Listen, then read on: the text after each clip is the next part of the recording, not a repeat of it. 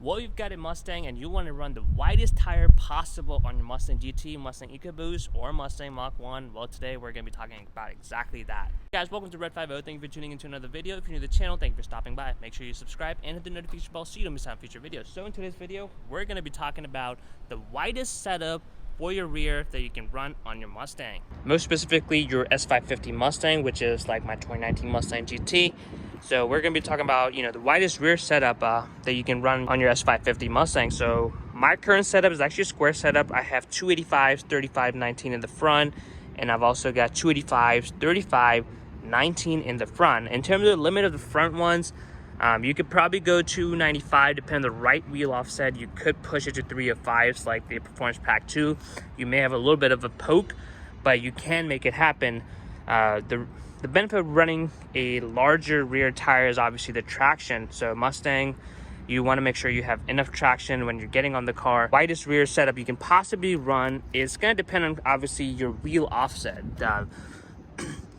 or the back spacing. So the wheel offset is going to determine the widest setup you can run on the rear. The most common setup that you will typically see on the Mustang is going to be a 305 in the rear and a 285 or 275 in the front. That provides for, a really good staggered look, provides for a really nice stance. This is the stance with my currently 285s. You can see over here, it is pretty wide, but not wide enough. Definitely not as wide as some of the Mustang setups. So the 305s, 285s in the front is probably one of the most common setups you're gonna come across. And if you're running summer tires, you can easily find that setup. I had to run all season tires, which is why I had to kind of do a square setup because that's the widest I can run with all season tires. So anyways, to get back to the video, talking about the widest rear setup you can run is gonna be dependent on the wheel offset, but you could easily do 325s, 3019s. There's a lot of summer tires you can run with that setup. 325, 3019 in the back. It's gonna provide for plenty of traction. I mean, it looks amazing how it's gonna look.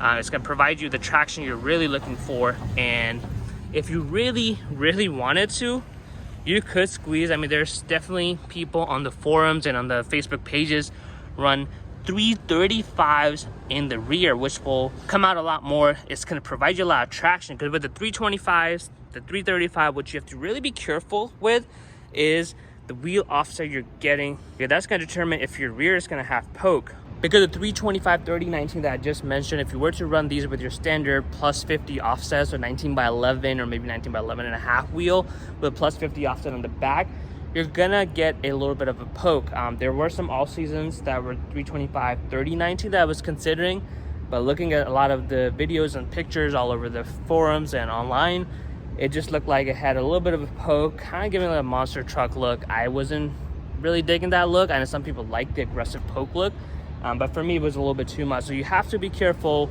to research the setup that has been done many times, and you want to make sure that it is going to have flush fitment as opposed to a poke in the rear. Because this setup currently is a 285, so you can see it's pretty much flush with this. If I was to get plus 50 offset, this is a 235, or this is a plus 35 offset only because I have a square setup. This is how the plus 50 offset would have also sat with a 305s in the back. But once you start kind of doing 325, 335, you're gonna get a rear poke.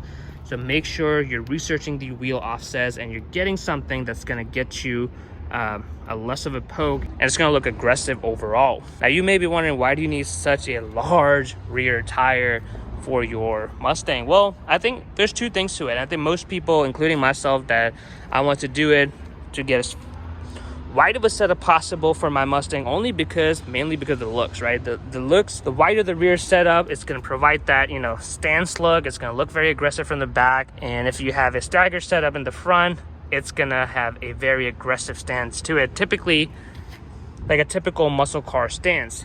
But the main benefit, obviously, of getting larger tire is going to be the performance benefit. So if you've got, this is pretty much a stock car right now with a Corsa catback and a drop-in filter, no tune, nothing yet. But if you have a car that's like full NA build, or even better, if you've got some kind of boost like a supercharger turbo, you want to be able to put that power down. There's no use of all that power if you can't put it to the ground, because Mustang is obviously rear wheel drive, so it struggles as is in terms of getting the power down. So you want to make sure you're able to put the power down, and for that you're gonna have to go for a wider setup. If you're gonna spend all that money, you know, getting long tube headers, full NA setup, aftermarket cams and all of that, you do want to make sure you have enough of a rear tire that you can use to be able to put the power down and actually use the power, instead of just, you know, having bragging rights that your Mustang makes 600 plus horsepower, but you're just, you know, spin city all over the place. Okay, so the widest setup you can really run on the S550 Mustangs, I would probably say it's going to be 335s out in the back, but that would require some thinking in terms of what wheels you're getting, what offset you're getting. The safest option would be, if you want to run as wide as a setup possible, would be the 325. There's a lot of 325 3019s.